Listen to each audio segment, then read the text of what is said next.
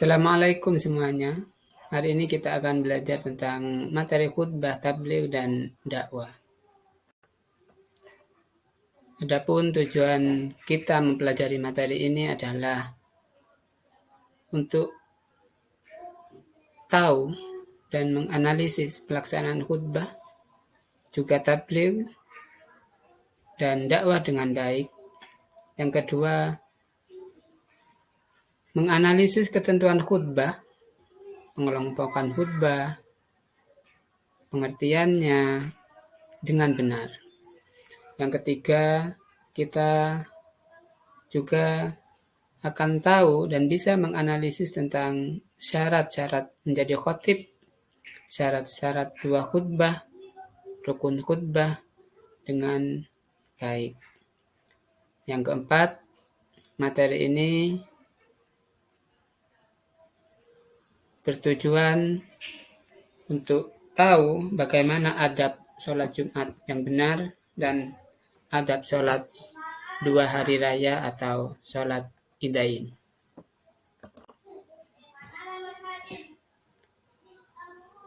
Dan tujuan-tujuan selanjutnya bisa disimak sendiri, bisa diperhatikan. Ada 12 tujuan pembelajaran karena materinya memang ada 3 materi pokok, yaitu khutbah, tabligh, dan dakwah. Sebelum kita masuk kepada materi khutbah, kita baca surah Ali Imran ayat 104. Yang ini ada hubungannya dengan materi yang akan kita pelajari. A'udzu billahi minasyaitonir rajim. Waltakum minkum ummatan yad'una ilal khairi wa ya'muruna bil ma'rufi wa yanhauna 'anil munkar wa ulaika humul muflihun. Dan hendaklah di antara kamu ada segolongan orang yang menyeru kepada kebajikan atau kebaikan, menyuruh berbuat yang ma'ruf dan mencegah dari yang munkar. Dan mereka itulah orang-orang yang beruntung. Kita masuk materi pertama, yaitu khutbah. Khutbah ini berasal dari kata serapan bahasa Arab. Secara bahasa adalah khotobah yakhtubu khutbatan, yang berarti pidato atau berceramah. Tapi secara istilah, pengertian khutbah adalah ceramah yang berisi nasihat dan wasiat dan sesuai dengan rukun-rukun yang sudah ditentukan. Jadi tidak sembarang ceramah, tidak semua ceramah itu termasuk khutbah. Tapi khutbah metodenya adalah ceramah, disampaikan dengan lisan. Adapun syarat khutbah itu, khususnya pada sholat Jumat, yaitu dimulai setelah masuk sholat duhur. Khatib jika mampu berdiri, maka dia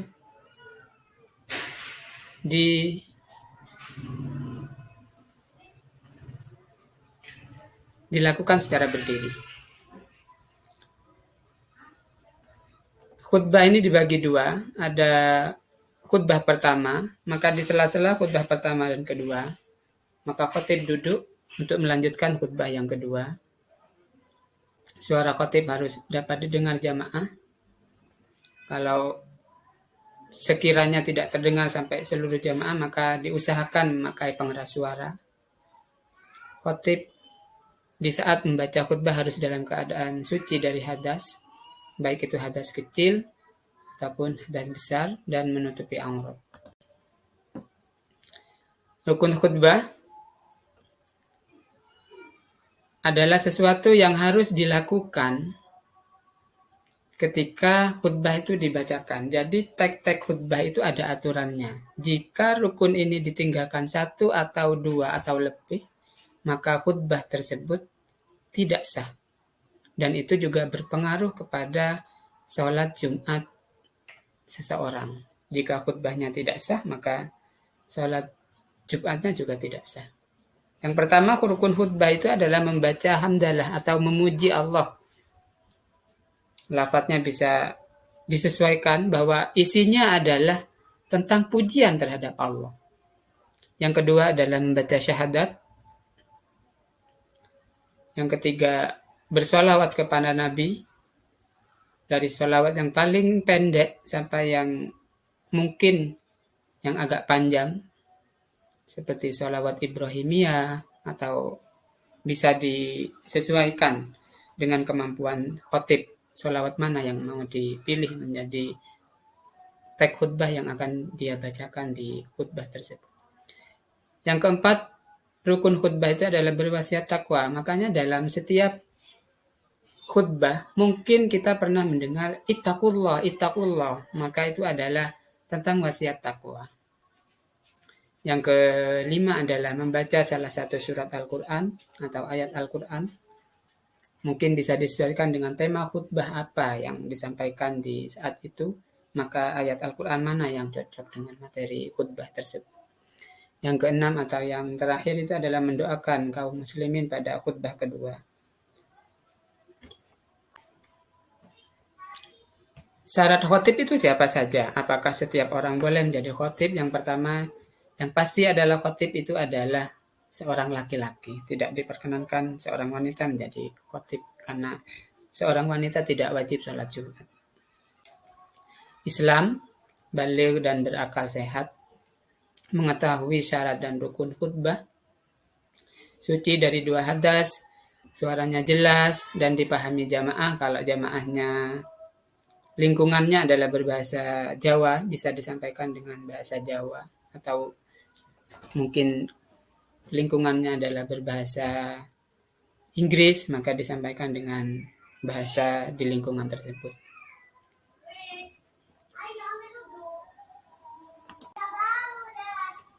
Adapun sunnah-sunnah khutbah biasanya ditempatkan di mimbar, dibacakan di atas mimbar. Makanya di setiap masjid kita temukan tempat khotib membaca khutbah, sebuah mimbar. Yang kedua, menyampaikan kalimat dengan jelas, tidak terlalu panjang, dan juga sistematis agar mudah dipahami.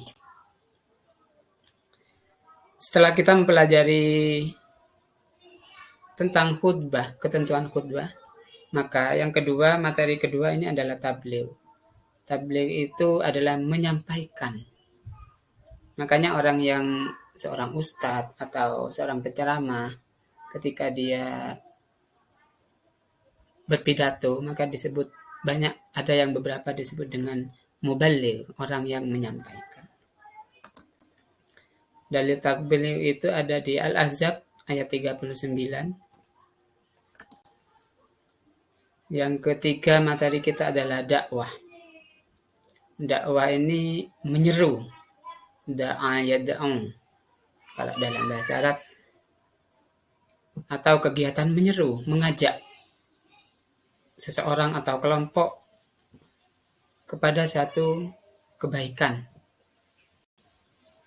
Metodenya ada 3, banyak metode dakwah, tapi kali ini kita fokus pada 3 metode. Yang pertama bil hikmah, yang kedua mau'izatil hasanah, yang ketiga mujadalah. Hikmah itu adalah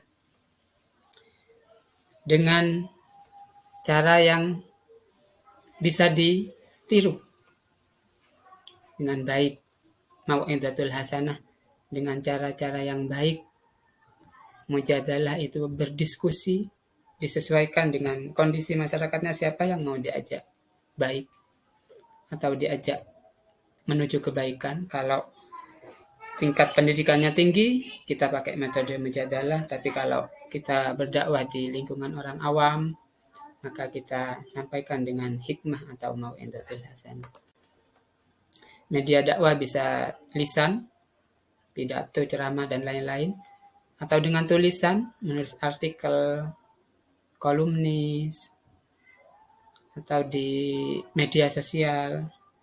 Dan yang ketiga lewat teknologi informasi, Instagram, TikTok, dan lain sebagainya. Mungkin itu yang hari ini kita banyak melakukan dakwah lewat media sosial. Adapun perbedaan ketiga materi kita, khutbah, tabligh, dan dakwah. Kalau khutbah itu ada rukunnya, ini yang paling mencolok perbedaannya dengan tabligh dan dakwah. Kalau tabligh tidak ada syarat dan rukun, dakwah juga seperti itu.